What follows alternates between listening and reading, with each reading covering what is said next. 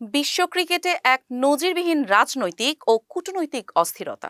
বাংলাদেশের পাশে দাঁড়িয়ে আসন্ন টি-20 বিশ্বকাপে ভারতের বিপক্ষে হাই ভোল্টেজ ম্যাচ বয়কটের ঘোষণা দিলেন পাকিস্তানের প্রধানমন্ত্রী শেহবাজ শরীফ। কেন এই চরম সিদ্ধান্ত? 15 ফেব্রুয়ারি কলম্বোর প্রেমাদাসা স্টেডিয়ামে হওয়ার কথা ছিল আসরের সবচেয়ে আলোচিত ম্যাচ, কিন্তু সেই মাঠ আর কাঁপাবেন না বাবর আজম রিজওয়ানরা। ইসলামাবাদে ফেডারেল ক্যাবিনেটের বৈঠকে প্রধানমন্ত্রী শেহবাজ শরীফ সরাসরি জানিয়ে দিয়েছেন ভারতের বিপক্ষে মাঠে নামবে না পাকিস্তান।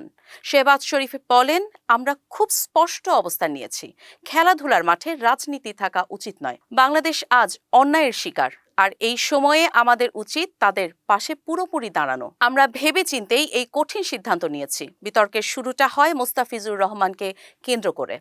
আইপিএলে নিরাপত্তাজনিত হুমকির অজুহাতে মোস্তাফিজকে বাদ দেওয়ার পর ভারতের মাটিতে দল না পাঠানোর সিদ্ধান্ত নেয় বাংলাদেশ ক্রিকেট বোর্ড। ভেন্যু পরিবর্তনের দাবি আইসিসি প্রত্যাখ্যান করলে শেষ পর্যন্ত বাংলাদেশকে ছাড়াই স্কটল্যান্ডকে নিয়ে টুর্নামেন্ট শুরুর ঘোষণা দেয় ক্রিকেটের সর্বোচ্চ সংস্থা।